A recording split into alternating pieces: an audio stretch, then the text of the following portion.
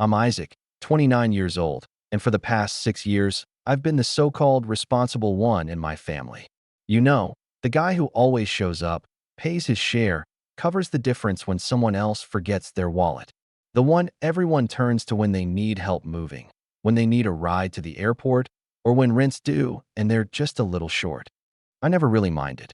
I was raised to believe that's what family does. We help each other. We pick up the slack. We don't keep score. But that was before I realized I was the only one playing by those rules. My sister, Clara, is 2 years younger than me, and we couldn't be more different. Where I was working a job at 16 and saving up for college, she was blowing her allowance on designer makeup and concert tickets. When I graduated with a business degree and started climbing the corporate ladder, she was switching majors for the third time and taking mental health breaks every semester. I never said anything. Everyone has their own path, right? But when she finally graduated, 7 years later, I was genuinely happy for her. I thought maybe she'd turned a corner. Maybe now she'd stand on her own feet. It was a Wednesday evening when everything unraveled. We were at my dad's 60th birthday dinner. Not a big party, just close family at one of those upscale restaurants with white tablecloths and low lighting where the waiter folds your napkin every time you get up. My mom had gone all out, booking a private room and ordering champagne for the toast. I'd chipped in without thinking when she said the deposit was tight that month. That's what family does, right? We were halfway through dessert when Clara stood up, holding her glass with that fake poised smile she always used when she was about to say something for attention. "I just want to say something," she said, tapping her fork against the crystal like she was on stage. "I know tonight's about Dad, but I also wanted to take a moment to thank my amazing brother, Isaac." Heads turned. I looked up from my creme brulee, confused. Clara beamed. "You didn't have to, but paying off my student loans? That was the most generous, selfless thing anyone's ever done for me." There was a pause, like the whole room was waiting for a punchline. But then Mom clapped. Dad followed. My uncle raised his glass. The rest of the table burst into applause like this was some kind of movie finale. I sat frozen, the spoon still in my hand. Paid off or what? I looked at Clara. She wasn't even looking at me, just basking in the praise like she'd actually accomplished something. Then I turned to Mom, who was smiling softly, sipping her champagne like she was proud of the whole thing. "I didn't," I said, my voice low. "I didn't pay off anything." Mom leaned in and patted my hand like I was a nervous child. "It's what family does," she said gently. "And it all came from your account anyway, sweetie. No need to be modest." I felt like the room tilted. My account. I hadn't given Clara a cent. I hadn't even spoken to her about her loans.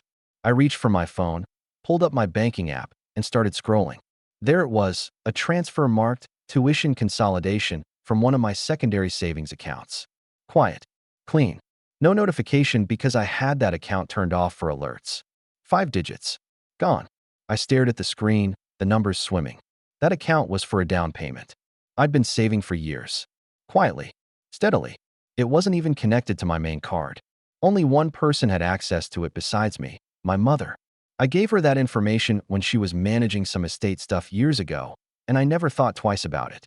She said it was just in case something happened to Dad. She never asked for it again. Never mentioned it.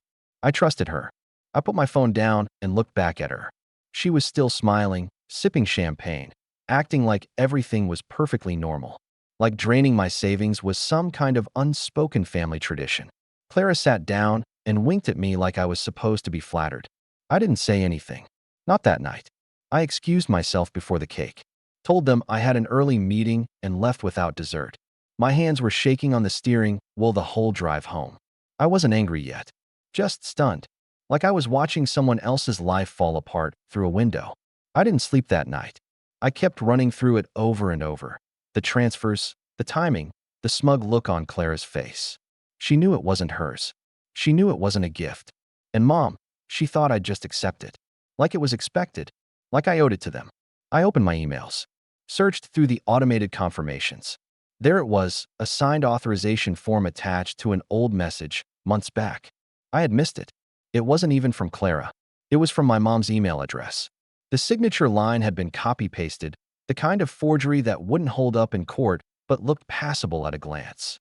She'd submitted it on my behalf to the loan company, listing herself as financial custodian with joint authorization.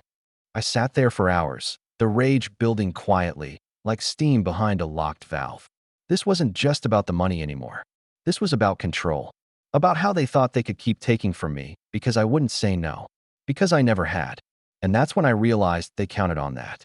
They counted on me being the good son, the quiet one, the reliable one who never made a scene. The one who would just swallow the hit and keep clapping.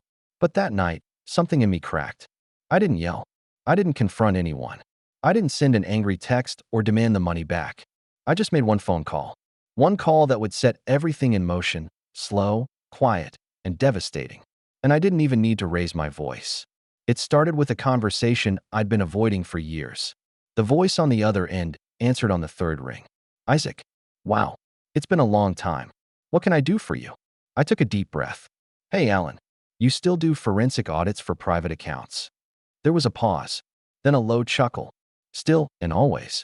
You thinking of pressing charges? No, I said, my voice calm. Not yet. I just want to know exactly how deep this goes. Because if they wanted to treat me like a bank, I was about to show them what happens when the vault slams shut. And that was just the beginning. Alan used to be a mentor of mine. Back when I interned at a financial firm during my junior year of college, he was one of those rare people who never pulled punches. He taught me how to track misappropriated funds, how to audit internal fraud, how to see the red flags and seemingly clean paper trails. We lost touch after he retired, but I still had his number saved. And now I needed him. Email me everything you've got, he said. Access logs, authorizations, bank statements, the works. And do not touch anything else in the meantime. No messages. No warnings. Got it, I said. Just one thing. Keep this between us for now. I don't want my mom or sister catching wind. Alan laughed. Buddy, I'm old. I barely talk to my own family. This is just between you and me. It took me 2 hours to compile everything. I dug into old folders, screenshot my app activity, exported PDFs of every account I'd ever shared with my mom, even tangentially. I found transactions I hadn't noticed before. A few months back, a consulting fee had gone out to Clara's friend, a girl I'd met once at a barbecue and who apparently had been paid $3,000 from my PayPal account. Another time, there was an Apple Pay charge at a boutique in LA. I haven't been to California in 5 years. I sent it all to Alan and waited. The next morning, I woke up to 2 emails from him and 1 missed call. The subject line read, "You're not going to like this." He had color-coded everything. Clara had tapped into the account twice, both times with transfers approved under fake forms from my mom's email. But the trail didn't stop there. Turns out, my mother had been siphoning money from me for years, little bits at a time. It started just after college, a utility bill here, a rent adjustment there. At first it looked like reimbursements, maybe some shared household costs. But Alan's spreadsheet laid it all out in brutal clarity. Total unauthorized withdrawals over 6 years, $112,845.19. Clara's student loans? Only the latest chapter. The rest? Shopping, travel, personal loans to extended family, even a few cash gifts to my cousin Rachel, the one who always bragged about her ski trips to Aspen. I don't even remember blinking. I just sat at my kitchen table, staring at the screen, rereading the numbers until they stopped meaning anything. $100,000. That was a house deposit. A full-blown wedding. Half a decade of sacrifices while I cut corners on my own life to do the right thing. And all the while, they smiled, hugged me at holidays, sent heart emojis in the family group chat, pretended they loved me for me, not the access I gave them. For the next few days, I didn't respond to any texts. Not Clara's, THX again, 2 hearts, you're the best. Not my mom's, family dinner at ours next week. Message. I needed time. Not just to plan, but to feel it. Let it all sink in. I thought about the holidays I'd spent bringing wine and gifts while they sat on their phones, barely looking up. I remembered how Mom would call in the middle of the workday and say, "Sweetheart, can you cover this one thing?"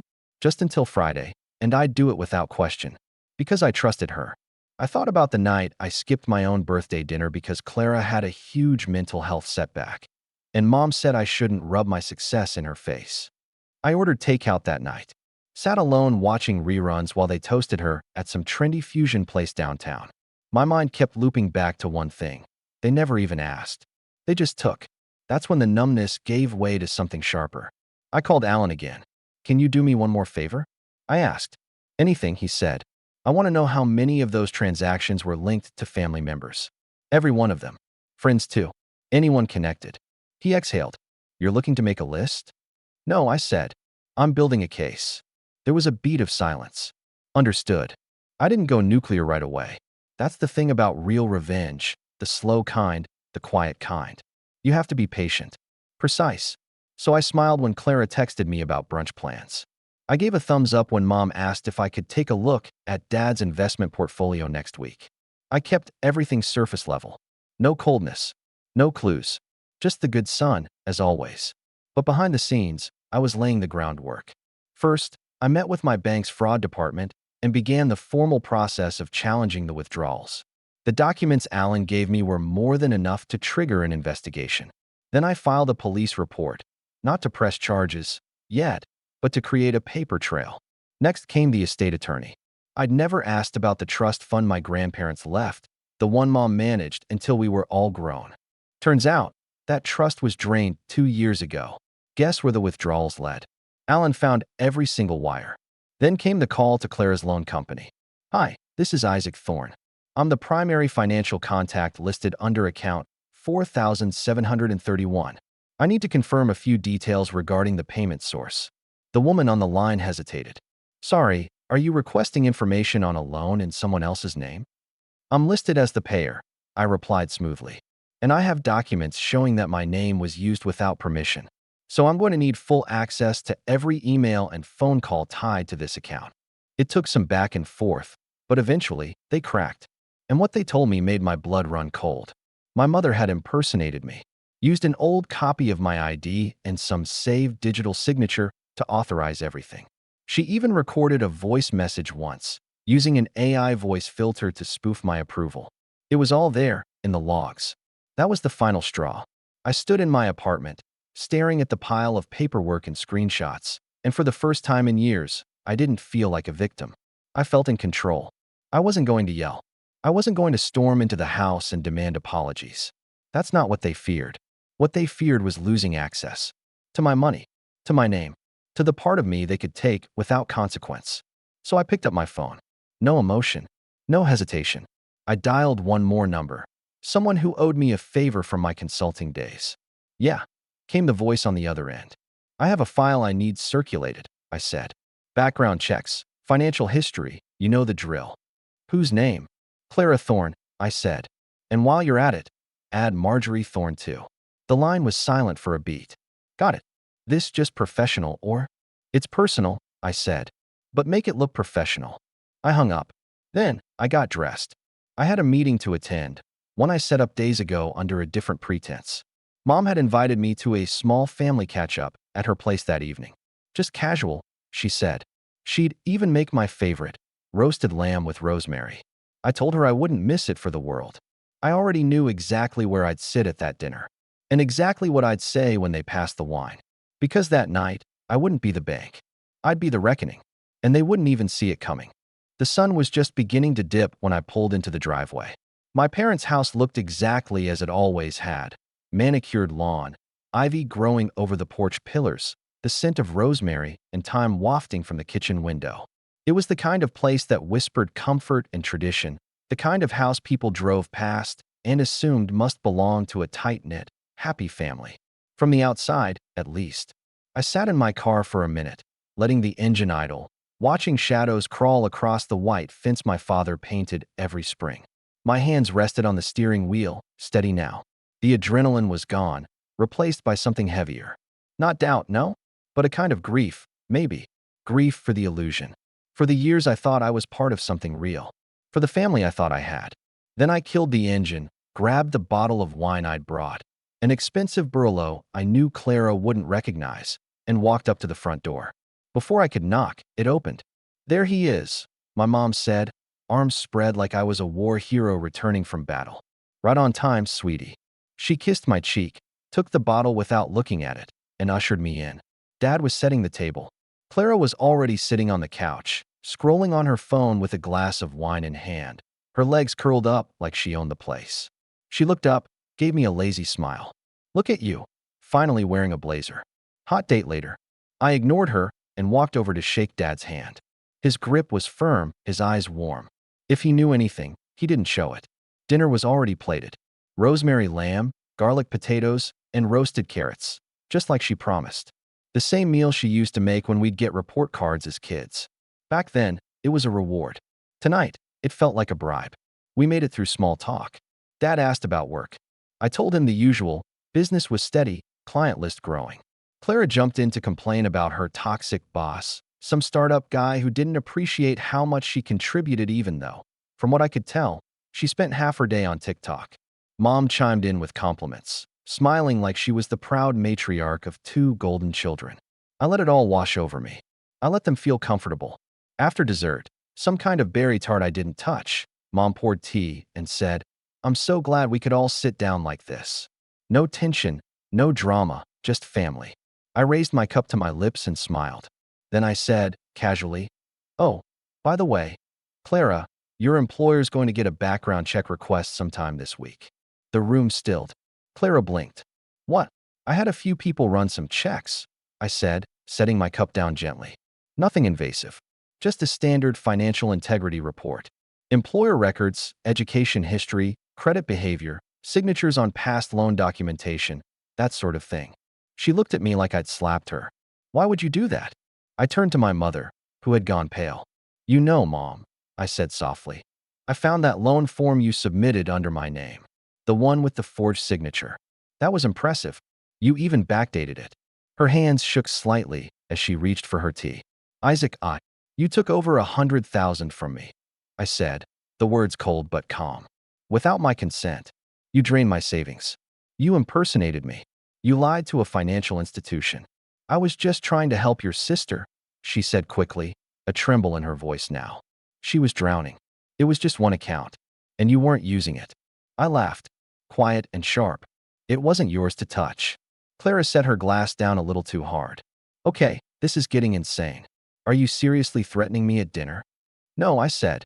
"I'm informing you." She stood up. "You have no right." "Actually," I said, turning toward her, "I have every right. Because you both took what didn't belong to you. And you didn't even ask. You just assumed I'd be okay with it. That I'd swallow it, like always." Mom opened her mouth, then closed it again. Dad finally spoke. "Isaac, I didn't know." "I believe you," I said. "But it's too late for believing. I've already filed a fraud report with the bank. There's an open investigation now. And once it's done, the authorities will decide what happens next." "Isaac," Mom whispered, "you wouldn't." I looked at her, really looked at her. "You stole from me. You lied. And then you clapped when your daughter thanked me for something I didn't do." Clara sat down slowly. "So what, you want money? Is this some dramatic shakedown?" I stared at her. "I want accountability." She scoffed. "Please. You're acting like we robbed a bank." "No," I said, leaning in, voice low. "You robbed me. And you're about to find out what happens when the person you've been stealing from stops playing along." Clara looked rattled now. She glanced at our mother, then at Dad, who looked like the ground beneath him had shifted. "I didn't even ask for her to do it," she muttered, eyes darting. "But you accepted it," I said. "And you lied about it. You knew. And you used it to make yourself look good in front of the whole family." The silence stretched. Finally, Mom broke it. What do you want from us?" I leaned back in my chair, exhaled slowly. "Oh, I don't want anything," I said. "That part's already in motion." I stood, adjusted my blazer, and looked around at the table. "Enjoy the rest of your evening. I'll be in touch." And with that, I walked out the door, leaving the silence behind me like a dropped plate. But the storm hadn't even hit yet. Because the audit reports hadn't landed. The employer alerts hadn't gone out. The frozen accounts hadn't been noticed. And the full weight of what I set in motion was still creeping toward them. Slow, deliberate, and unstoppable. They'd built a life on access to me. And now I was taking that access away, piece by piece. I didn't sleep that night. I didn't really feel anything, either. Just this strange kind of stillness. Like after a storm, where everything's been flattened and the sky's a little too quiet. The kind of silence that tells you things won't ever go back to how they were. The next morning, it started. The first text came from Clara. "Clara, why is my work calling me about a fraud investigation? You said you weren't pressing charges." I didn't reply. A few hours later, Mom tried. "Mom, Isaac, sweetheart. Please, let's just talk. This has gone too far." Clara could lose her job. Still nothing from me. They had made choices. Now they could live with them. I wasn't interested in jail time, and I told Alan that from the beginning. This wasn't about punishment in the traditional sense. I wasn't trying to ruin their lives. I just wanted to cut them out, to make it clear that I would never, ever be used again. And I wanted them to feel it, not in a courtroom, but in their wallets, in their reputations, in the silence where my support used to be. The second day, Clara's job formally suspended her pending review of the financial flags that had come up during the audit. Apparently, she'd listed me as a personal financial sponsor on several forms without my knowledge, and the firm's compliance department didn't appreciate that. Her emails and purchase receipts had been flagged too, showing a pattern of high-end spending right after the supposed loan consolidation. It didn't help that she worked in PR. Trust is everything there. And hers just cracked. On the third day, Mom's access to the joint investment accounts she'd been secretly using was revoked. That one hit hard. She must have logged in and seen the frozen notification, then the audit log Alan had placed with the account alert. Her name had been removed from every shared document, and a new firm was managing the funds. I'd hired them privately weeks ago, right after I confirmed the extent of what she'd taken. Alan helped me move everything: retirement savings, inheritance, side portfolios. It wasn't just locked anymore. It was protected. On the fourth day, my uncle called. "You okay, Isaac?" I paused. "Yeah. What?" "Clara came crying to your aunt. Said you were trying to destroy the family." I sighed. "I'm not destroying anything. I'm just finally saying no." He was quiet a moment. Then he said, "Good." By the end of the week, it was chaos. Mom had gone into full denial mode, texting and calling relentlessly. At one point, she left a voicemail saying, "We raised you better than this. This vindictive streak. It's not who you are." That was rich. But the real kicker came when I got a knock at my door that Saturday. I didn't answer right away, just watched from the peephole. It was Dad.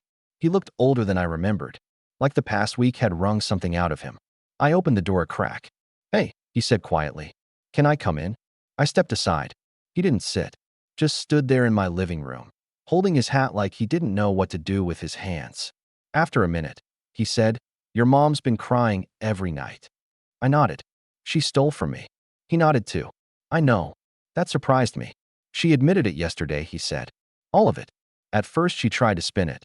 Said it was for Clara. Said you would have helped anyway. But eventually she broke down. Said she didn't think you'd notice. I laughed once, bitter. "That's worse." "I agree," he said. Then he looked at me. Really looked at me. "You were always the one who kept quiet, who held things together. And I let that happen. I let her lean on you too hard." There was a long pause. "I'm not asking you to forgive her," he said. "I just wanted you to know. I see it now. I should have seen it a long time ago." He reached into his jacket and handed me a sealed envelope.